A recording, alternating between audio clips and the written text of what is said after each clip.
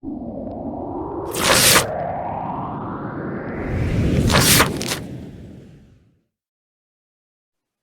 to The Writer's Mindset with myself, Yvonne Redden, and I'm going to be chatting to a variety of storytellers and writers to find out what inspires and motivates a writer. So is it a particular mindset that you can develop, or are writers born with this gift of storytelling? And my guest this week is author Patrick Osborne. Hi, Patrick. Thanks for joining me. No problem. Thanks, Yvonne. Lovely to be here. Paddy is first and foremost a gardener, playwright, and an author. And my questions in this series are going to be incorporating the 5 W's of writing. So I'm going to start with who has been influential in your writing career? Okay, I suppose the main person has been my mother. Yeah. And she's also a writer. We do joke she's an award-winning writer. She won an award through DCU and was presented by Roddy Doyle and the whole lot. You know what I mean? Oh, brilliant. She went back to education later in life, you know. Yeah. So at the minute she's the award-winning writer. So very influential and very supportive. Yeah. And I suppose then the biggest influence on me would have been growing up in inner city Dublin. Yeah. And the people and the community. So that's everything I write. They're the influences, you know. So. And I think as well, like for me, and I think for you as well, libraries are a big part of massive, yeah. Of our growing up, and I try and bring my kids to the libraries all the time as well, you know. Yeah, like I mean, look at you. No matter what you're doing in life, reading is a font of knowledge. Libraries, like I would have started off Capel Street Library, which is no longer there. Then I remember studying for my leaving cert in the ILEC Centre. Yeah. Lovely big library was built there at the time. Yeah. Cabra then, when I moved from the inner city up to Cabra, we had a mobile library. You know, it was the first time I ever seen one. I thought, what's going on here? Just presumed everywhere had a big building and a library. And they've kind of come back a bit again, haven't they, during the pandemic? These mobile, I love it. Yeah. Now they were very welcoming places, you know, whether it be the mobile or established building. Yeah. And now in Cabra, there's a fantastic new library. When I say new, you know, could be 20 years, but it's still, but it's a fabulous building. So they're a great asset. And you know what? As I said, we all growing up, it was a great space, great safe space to go, you know. And as I said, it was just like a kid in a sweet shop for all these books. And now, so I'll be 50 this year. So to see then my book in over 40 libraries nationwide is surreal. Brilliant. That's fabulous. I'd say you walk in and go, wow, that's amazing. Yeah. It's a great achievement. Better to spend our money on. Yeah. And tell everyone what your genre of writing is, Paddy. Yeah, I mean, look, I love dark comedy. Yeah. But I also love social commentary.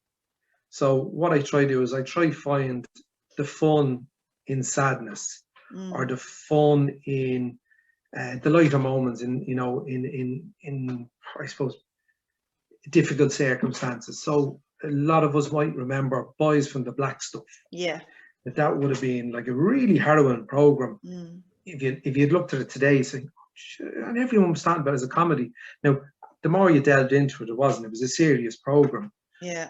But it was peppered with these outstanding comedic places. And then, like, comedy is kind of escapism from an otherwise maybe tough or mundane or, you know, other difficulties in your life. Everyone needs a little bit of comedy. So that's what I strive to do, is whether it be through the novel writing or the plays I've written, you know, screenplays. It's trying to find just that little bit of little brightness, little bit of escapism. Yeah. And your book that you have published is Baxter's Boys. And what's the story? Tell a little bit of a blurb about the book, about your book. Yeah, I suppose it's a neglected Dublin inner city community, and then a dysfunctional pub football team ends up playing. It gets a football pitch in that area, and they no more want to be in it because it's an awful kip, you know. It's terrible, and they end up actually then you know, they could be the saviors for that community. You know, they could be the leading lights. And as they're a crowd of bowsies and dysfunctional and everything, you know, they definitely wouldn't be your typical people that you'd say, oh, pillars of community or whatever. But they've a heart of gold. So I suppose it's a story of hope. The football is only, you know, the backbone is, you know, the skeleton to hang the story on. But as I said, yeah, it's a feel-good book and a story of hope. Yeah. But with loads of madness and carry on. And loads of good characters. I mean, it could be about any community, like working class community, really, couldn't it? Yeah. Well, I'm a football, soccer referee, and I met a fella this morning, and it was gas at a match, and I was refereeing, and so that's in Killarney. So, and they said that could have been about anyone of them growing up. So you know, it's not just an inner city thing. It's any community, anyway. Let's say, I know they're relatable characters. Yeah. And as I said, I think that's the type of storytelling I like to do. You know, it's dialogue strong, and it's about community. And as I said, you can put that community anywhere, and you'll still find similarities or things that you'd say, it resonates with people. Tell me, Paddy, how long did it take you to actually write the book? Well, I played the BBC about I suppose about 18 years ago. I decided, you know what, I'm going to write a feature film. There's a lot of crap on the telly, and highfalutin stuff and the whole lot. And I said, well, I can do my crap could be as good as theirs. So no, in my naivety, I wrote this feature film, and I said, right, send it off to the BBC, and I'll be hearing back from them, no problem, no time, you know, super. Yeah. And I'll be whizzed over to London now. It doesn't work. So are you coming to me from Hollywood now at the moment tonight? Yeah, this is it. But and I thought, you know, this is handy. But I love the art of screenwriting. So I was involved with Film Base near Temple Bar there for a couple of years, learning the craft of it. So that's where I would have started off. It wouldn't have been novel writing or plays. It would have been screenplays. And so I sent them a few things. That was about 18 years ago. And Baxter's Boys, and I had sent that to them as a 6-part TV series. Okay, yeah. Yeah, so back in the day, so everything is slow. Everything is, you know, these things take forever. And in fairness now, I got one of the projects to the next couple of stages, and that's grand. But it's expensive and you're unknown. Yeah. But in fairness to BBC, they're one of the very few places you can send an unsolicited manuscript and they'll read it. Like a lot of places won't. You have to have an agent. Yeah. And then the thing is, to get an agent, you probably already have to have done something. So it's kind of hard when you're breaking in, when you know, like I went to horticultural college. I didn't go to film college or so it's very hard when you're breaking in from you know, you don't have any kind of experience before. Yeah. It's very complex, isn't it, Paddy? It is. And so what I did is I parked it. I was writing loads of little short films and all that kind of stuff. So, but I parked it, and as man says, I had family and career and everything, and I won't say minding the children, because the wife will say, you never minded the children. You did in your head. You did in your head. Yeah, that's it. But so life took over, and I shelved a lot of stuff. I just put it away. And then it was only in the last couple of years that I revisited a lot of stuff, and I said, you know, there's something there. Yeah. And my mum has been a great supporter. She said, look, I said, get off your backside and start finishing something. Yeah. Before I'm dead, she said, you know, I want to see you done something. So I said, okay. No pressure. So I got Baxter's Boys, and I said, you know what? I'll put that into a book form, which is a totally different style of writing. But the story big time, was there. Yeah. But the story was there. But albeit, it's better now than what it was 17 years ago. You know, and it could easily be a TV series anyway, Paddy. That's still the dream there anyway with that, isn't it? Yeah. That's still the dream. And is it like I mean, you've seen some of the reviews and stuff. You know, brilliant.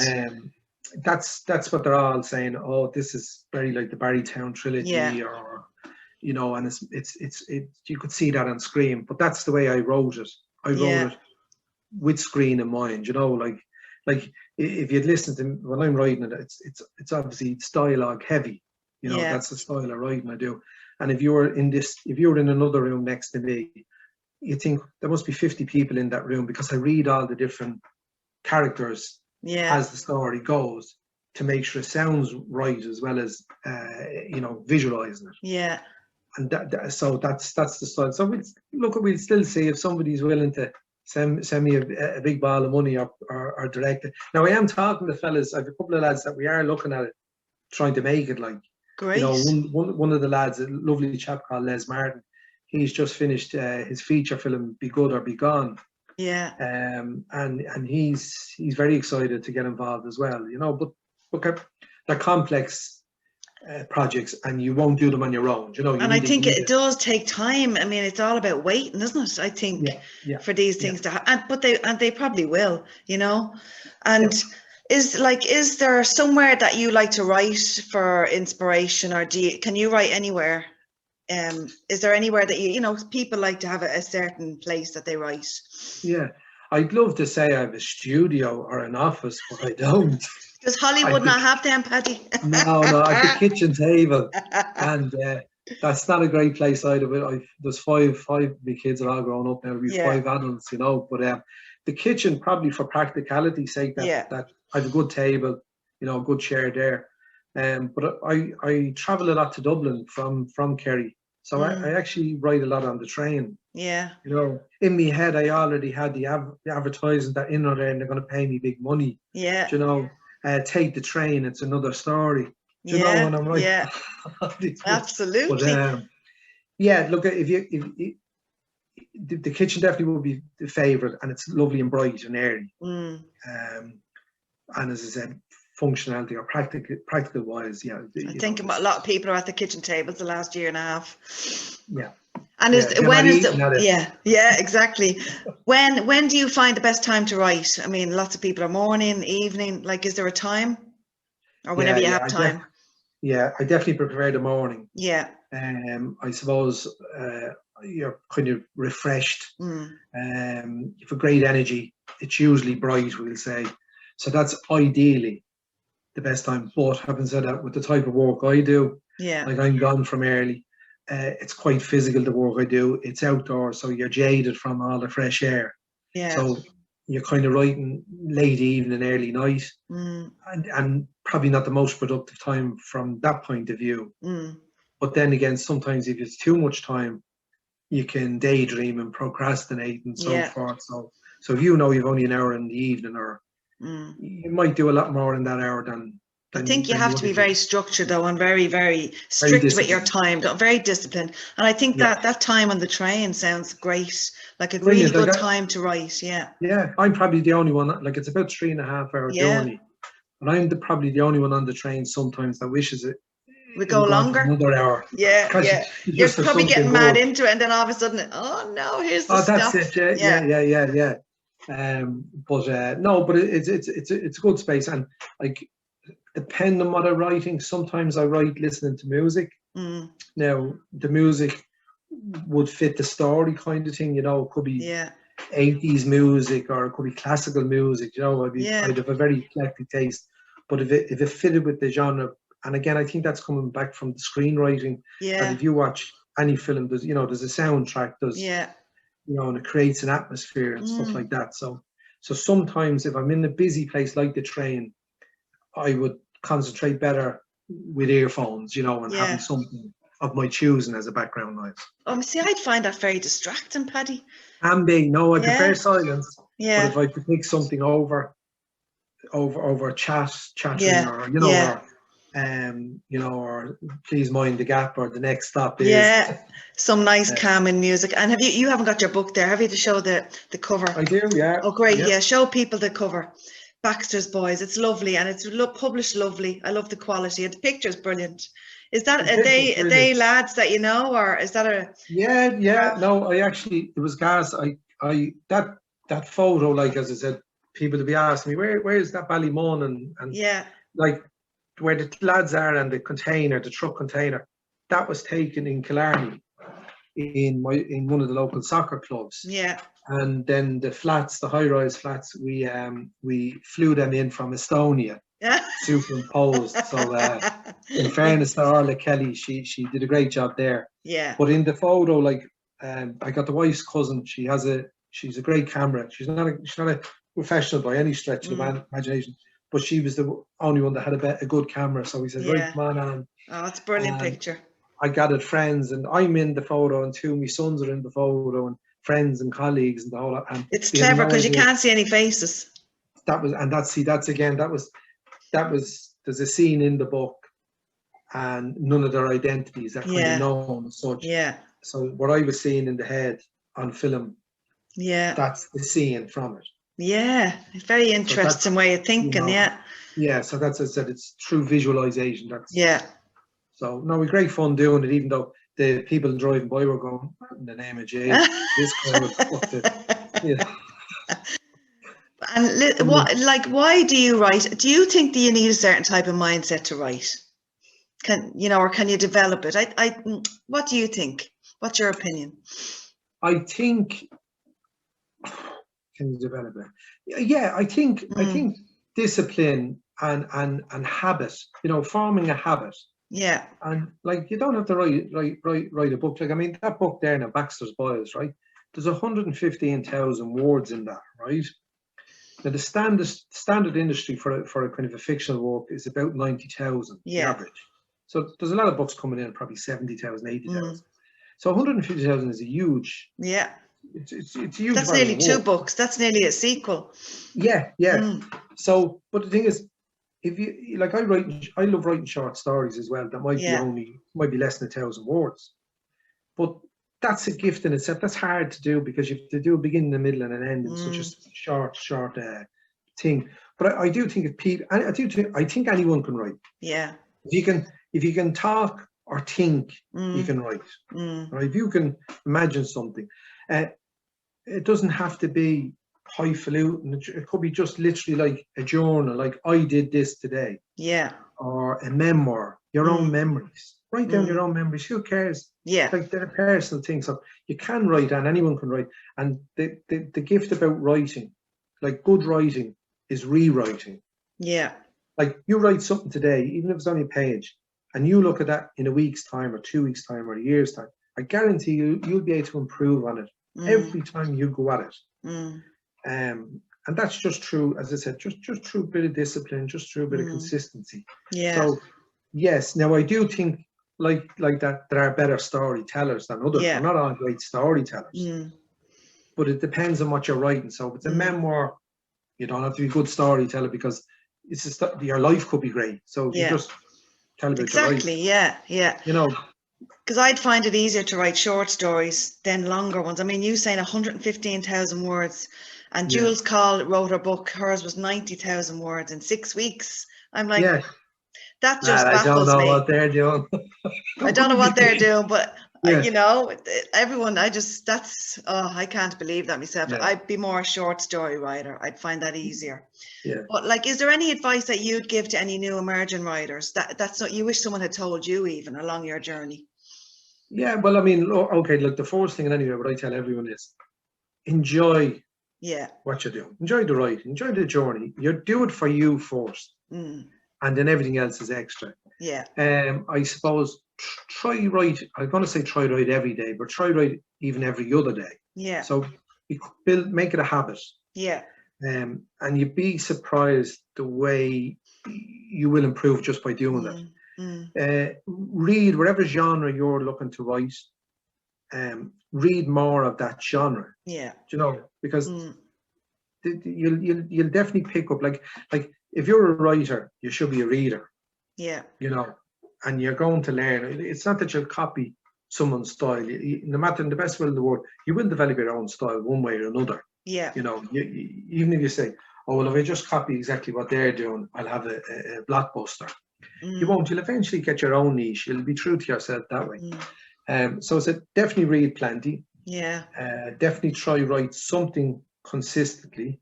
Enter competitions. Now, it's not that you're going to win them all. You might never win a competition, but if you've entered a competition, you're going to be given a deadline. So now it's an exercise. Yeah. Right? You get yourself used to that. Yeah. Yeah. And then they'll give you a topic to write about. So the topic might be something that you never thought before, and that can stimulate your mind then to say, oh geez, this is, And there's lots of places you can send in pieces of writing as well. That is free. You know, writing.ie. I love, that's a great resource for writers. Yeah. And you can send in its stories there. But like that, it'll make you write something. So it gives you that habit. Yeah, it definitely. does. Yeah. So if you're consistent doing them few things, you will, like, listening and learning. Like my folks now, they would have grown up with Brendan Behan. He would have been a neighbour of theirs, right? And the skill Brendan had was, like, he'd be in the pubs and all, right? And I know we like these Stock Porter, but he'd be listening to people talking about their struggles and their life and the whole lot. And he listened to all these things, and then he put his spin on it, and obviously, I mean, he was a genius. Yeah. But a lot of that was that he got out there and he listened. Yeah. And if you listen, you learn. As a man said, look, you have 2 ears and 1 mouth, so try listen twice as much as you talk. I'm sure you hear, and look at you'd hear loads of stories on the train as well, coming up with people. Oh yeah, but I always find that everyone has a story. I think, Paddy, they do. People say they don't, but they do. Everyone has a story in them. I'd love to ask loads of people. Even I go to the beach a lot. Ask everyone their story. That's a book. There's books everywhere, isn't there? It's hard industry to get into, but there is books everywhere. And is there 3 books that you're reading at the moment that you have beside your bed? Yeah. Or have you got them on the kitchen table there? I have them here beside me, but what I generally do is I generally read 1 book at a time. Yeah. I tend not to flitter from one to the other. Yeah, I can't do that either. Yeah. Yeah, because when I read, I like to give it me all, if you like. And like, even if I'm reading a book and I haven't read, say, for a couple of days, I tend to reread the previous chapter even. Yeah. Like if it was Netflix in your head, to be previously on wherever, yes, exactly, yeah. So the one that I'm kind of at the moment is Sean. Sean. Yeah, and you know what that is? Like, it's lovely light reading. Yeah. And it's like, I won't give his age away in any way, right? But Sean won't mind. Sean Kelly. No, I know that. It's called The Dog Sit Affair, isn't it? Dog Sit Affair by Sean Kelly. Yeah, Waterford man. I presume he was Waterford born, is he, Sean? Yeah. I think he is, yeah. Yeah, but you can tell that he came through, like, a lot of his stuff would have been tops of the towns and dramas and that kind of stuff. So it's very light-hearted. Easy reading. Yeah. And there's nothing wrong with that. As I said, we all need that. So sometimes you need that. Yeah, exactly. Without a doubt. So that's my current one. I'm nearly finished. Yeah. Then this is Train Spotting. Shallow Grave. Yeah. Right, but it's Shallow Grave. But this is actually the scripts. So these so it's gone back to my screenplay things. Yeah. So it's all in script form, which is, again, it's not like a book, but that's what you like. That's your passion as well, isn't it? Yeah. So I've been asked to co-write a film with another guy. So again, I'm trying to get back into the whole screenwriting, but 2 unbelievable things, like, because there's stuff in this then that would have never made the movie. Yeah. But you can see why they're in it, or then you can see why they were cut. So that's that one. Irvine Welsh was the one that obviously wrote Train Spotting. Yeah. Yeah, and then John Hodge will be a lad that actually did the screenplay. So, and then I suppose I love historical fiction. So that would be Robert Harris. Fatherland by Robert Harris. He does obviously lots of historical takes on. So that probably would have been probably my most recent read that I thoroughly enjoyed. Sean's is my current read, and then Train Spotting is I dip in and out of that to do a screen different scenes and stuff and things. So that's what you're working on at the minute, is it, Paddy? Before we finish off, so you've got script writing. You're back into the script writing now. Back into the script writing, and again, a totally different. I won't say what it's about, but it's a very tough, very topical issue, and something that hasn't really been done. So I'm co-writing with a guy who's gone through this, and again, I was amazed. I was not amazed. I was kind of curious when he asked would I come on board, and he had read Baxter's Boys, and there was a part in Baxter's Boys, and he thought I had experienced similar stuff, and I hadn't. Fortunately, look what I'd seen neighbours going through it. Yeah. And So we're co-writing this, and as I said, it's a bit of a different thing from, we'd say, the comedy or the dark comedy. Yeah. So I said to him, can we inject some comedy into it, whatever, you know? And he said, if you can find comedy in this story, fair play. You're a good writer then. But sometimes that's where you do it, you know. And like that's a challenge in itself as well, Paddy, to be able to do that, you know. Like a kestrel for a knave, which then became Ken Loach made Kess then. Yeah. I mean, like, that's one of the best films. Like, you know, a lot of times they make a film out of a book, and people say, oh, it's not as good as the book. Yeah. I can safely say that the book and the film were equally the same. Yeah. Unbelievable. Yeah. And they found a bit of humor in it, but it's just the right subject, amount of humor. Yeah. Yeah, where it is, you know, not to take away from the pain and, as I said, and the horrendous situation some people find them in, but you have to have escapism. Yeah, you know, absolutely. It might be only that, you know, it might be that thing that just gets you over the line. You know, and I equate it to, you know, people go on sometimes about someone's paying a fortune for a statue in a public area or a painting, you know, and, you know, there's lots of other problems. But the thing is, if you didn't have something like that to look up to take you away from the mundane and the unbearable, that's hope. Like, all these things are kind of a sign of hope. Of course, and even especially it's the same with Baxter's Boys, the football, that whole thing. But tell people here where they can buy the book and where people can find you as well, Paddy, on social media. Okay, well, I suppose that for updates and constantly, if you go on to Facebook, there's a Baxter's Boys page. Yeah. So it gives a listing of lots of bookshops and so forth. I mean, if you're in Dublin, Alan Hanna's, and then there's Cabra, brilliant. Like, down obviously the bookshop, Centric and Cabra West have been brilliant to me. Yeah.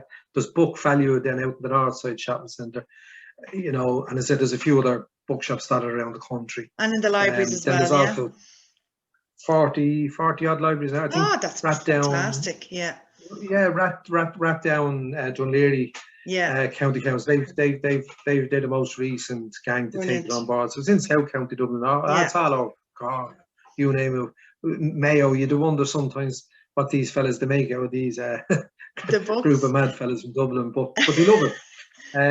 You're on Twitter as well. Available. I am. I'm Paddy Osborne. 71, I think, on Twitter. Yeah. I'm on Instagram, probably under Paddy Osborne as well. But Facebook would be the regular place. Facebook is and that's I'm probably giving away my age then by that. You know, like the younger kids, I don't know what they're on now, but the older gang seem to be on Facebook. Oh, Facebook is great for business. Facebook. Yeah. Yeah, now it's available online then as well, obviously through buythebook.ie, which is a brilliant Irish website, and then the usual suspects, Amazon, Book Depository, on Kindle, you know. So absolute, and word of mouth as well. Baxter's Boys, and it's a great book. We have to get it more out there, and hopefully be writing more follow-ups to Baxter's Boys. Well, that's it. Well, I'm about, I suppose, about halfway through the second book, which is standalone, which would have been the first one I would have sent to BBC as a feature film 18 years ago. And that's 18 years ago. So, and it's guys, I had to update it because I won't give it away yet, but what started off 18 years ago, I mean, when I started writing it, mobile phones wasn't an issue. There were mobile phones, but there was nothing like what it is now. No, I don't think had the internet been even invented? The internet is there a long time. Yeah, I know. We're just so used to it now, aren't we? You know, there wasn't social media to what we know, you know. Yeah. And so that'll be different. So that's brilliant. I'm looking forward to finishing that, you know. Thanks, Paddy. That's great. Thank you so much. And many thanks for your time. And if anyone wants to find me, I'll put all these videos up on YouTube, and they can follow me on YouTube, and we'll share them across all the platforms as well. So thanks again, Paddy, for joining me, and see you all next time in The Writer's Mindset. Thanks, Paddy. Take care.